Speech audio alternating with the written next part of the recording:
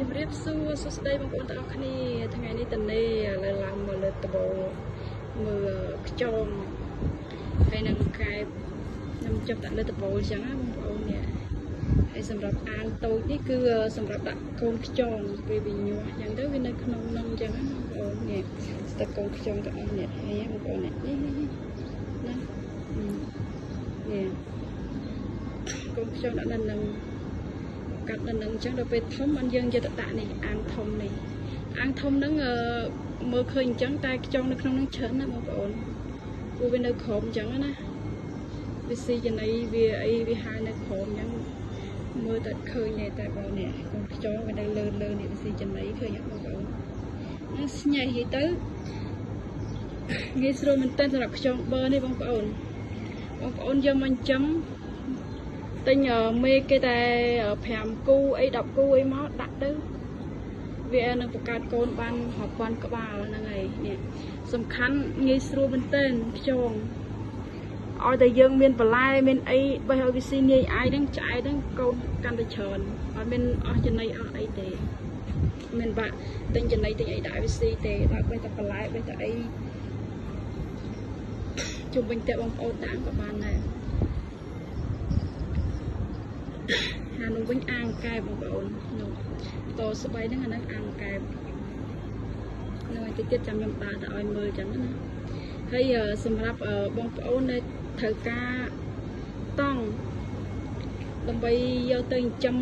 ដូចជាត្រីកែបកាធាយបកងឬដាក់ម៉ាសូឡាចំពោះក៏បានដែរបងប្អូនអាចតាក់ទងមកខាងបងប្អូនបានខាងបងប្អូនមានលក់គ្រប់ຂະຫນាតគ្រប់ទំហំកំងបានគ្រប់ទំហំបងប្អូនចង់បានຂະຫນាតបានទំហំបានក៏មានដែរនេះហើយងាយស្រួលមែនទែនខាងបងប្អូនបាត់ជូនបងជាជ្រុងហើយជាសាច់នេះឃើញទេបងប្អូនគឺ4តង់គឺ4ជ្រុង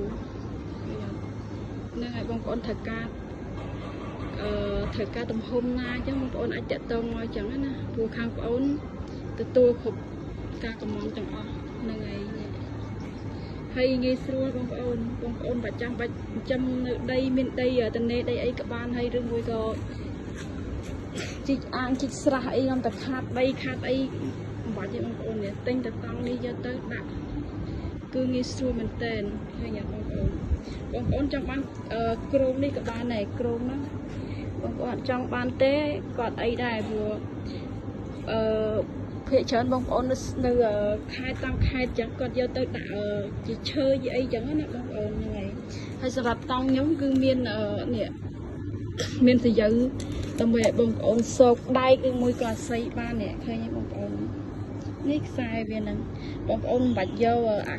ក្រងវានេះក៏បានដែរតម្លៃក៏តាមហ្នឹងអញ្ចឹងណាបងប្អូនហ្នឹងហើយនេះបងប្អូនខ្យងនេះខ្យងច្រើនមែនតើខ្ញុំទិញដំបងដែរ10គូឥឡូវកើតកូនពួនជាចៅដល់រាប់ពាន់ក្បាលហើយខាងបងអូនក៏មានលុកដែរបងប្អូនត្រូវការមេពូត្រូវការកូនអីតាក់ទងបានខាងបងអូនមានលុកទាំងអស់ហ្នឹងណានេះហើយងាយស្រួលណាស់និយាយទៅ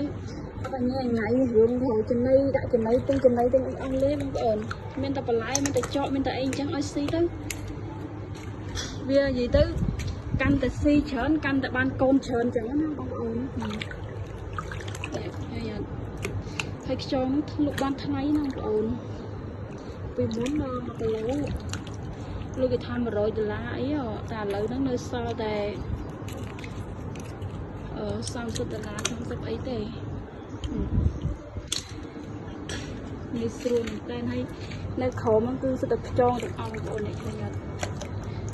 សិតតែខ្យង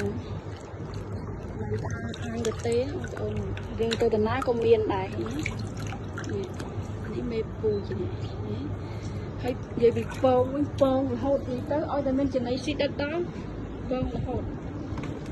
មិនថាយកបន្ថាថ្លៃគឺពងរហូតណានេះពងជានេះបងប្អូនឃើញតែពងនោះ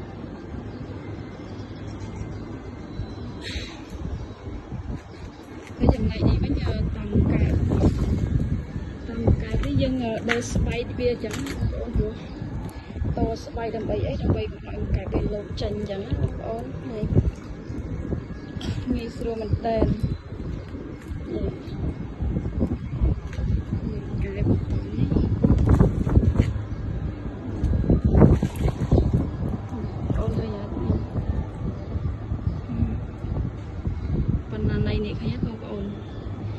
ថាកាប់យើងចាំឲ្យចំណេះអីតែបើថាខ្យល់ងាយស្រួលមែនតើនេះឃើញទេបងប្អូននឹងកាប់ងាយស្រួលចាំបាច់ងាយចាំ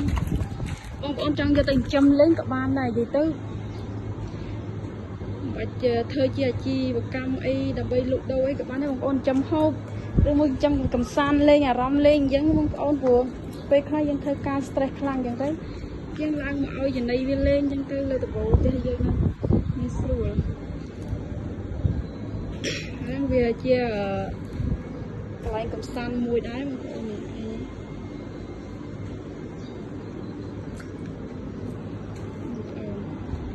ហើយនេះវិញតាមនេះគឺខ្ញុំដាក់សូឡាសុតដើម្បីអីដើម្បី